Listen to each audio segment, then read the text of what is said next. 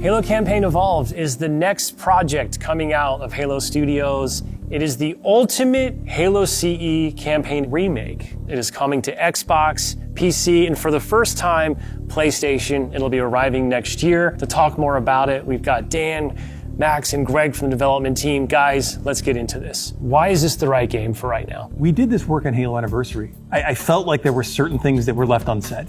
There were certain things that we weren't able to achieve at that time. There were certain things we weren't able to do. It's a great time to revisit Combat Evolved for new players, for established Halo players, and maybe even for old friends playing on different hardware today, to allow them to play together and enjoy the franchise together again. Going back to the Halo ring again for the first time. For the first time is really important. And for them to be surprised by new content and feel like excited again about exploring the ring world.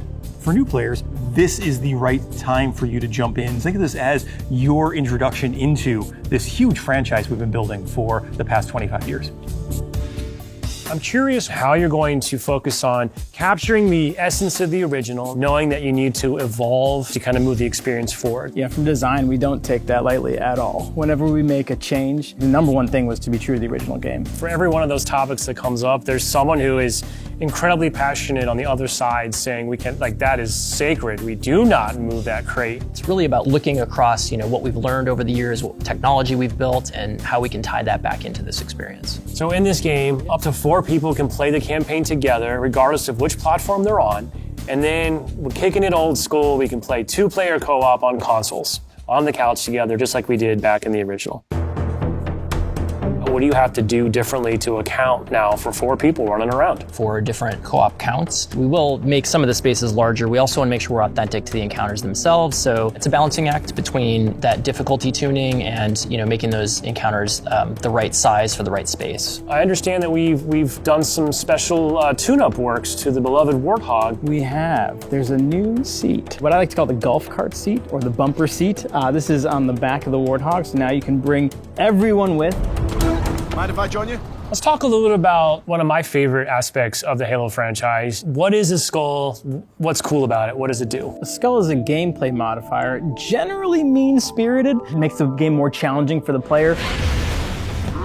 The combination, the pairing of these different skulls and how that's going to create that new gameplay experience. Huge amount of replay options for folks. I love the replayability that skulls bring to a campaign. It is almost endless variety. We have dozens of skulls this time. The most that we've ever had in a Halo game. Are you a lasso guy? I think you yourself told me that you don't think anyone would ever be able to complete this game with legendary all skulls on. I don't think so. I mean, there's a lot. And so if you can do a true legendary all skulls on run, let us know. Because I'd love to see it. I think, that'd be really hard. If there's one thing that this community has shown us is do not underestimate them, and they will find a way. So Halo's always been known for its sandbox. How has this evolved? We made sure that anything we included isn't going to drastically change the way the game plays, to change the sandbox in a drastic way, but there's some really fun kind of additions, and that's across enemies, weapons, vehicles, things that in the original CE you weren't able to do before that you now can. You finally killed the elite with the sword. That weapon hits the floor and you can pick that up and just kind of really take it to the enemy. It's great. The sound design.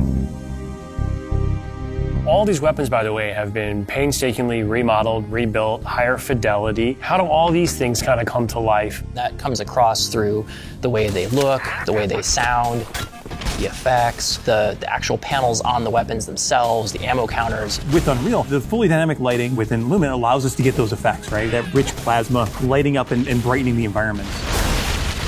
Of course, one of the hallmark elements of Halo CE is what becomes kind of a 3-way battle with the introduction of the Flood.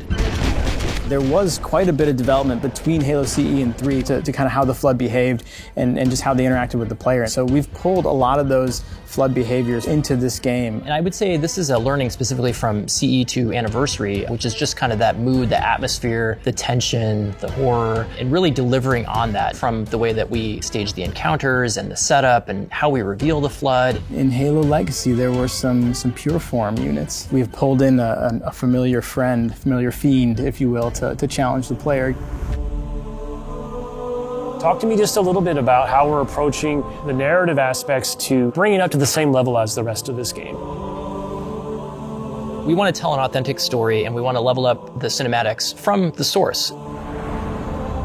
As we were building this out, we didn't just kind of put a new coat of paint over the original cinematics, right? We ended up revisiting exactly how they were blocked out, how they were sequenced, how they were put together, and we've done that across the board. We have access to original source assets, original source code, and access to the original storyboards. We are remastering, remixing the music to go along with these cinematics. We also had the core principal cast come in and re-record all the lines. How much firepower would you need to crack one of the engine shields? This really provides a degree of fidelity that we weren't able to do for Halo Anniversary. Now would be a very good time to leave.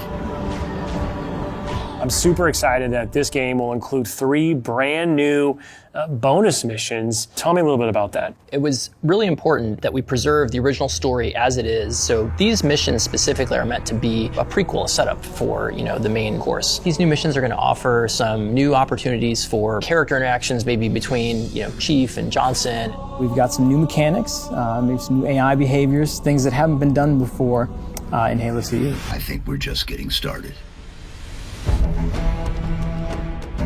So where are we right now at this stage in development? What can you share with us? In the past few weeks, we've been able to start engaging and sending builds out to some of our community members. We can now see so many of the elements of the level really coming together. There's a point in every game's life cycle where it kind of just comes online. Seeing really high fidelity versions of the cinematics, elements of the sandbox and encounter tweaks and the lighting. You can go to someone's desk and give feedback live on an experience, and to me that's like a really exciting time in game development.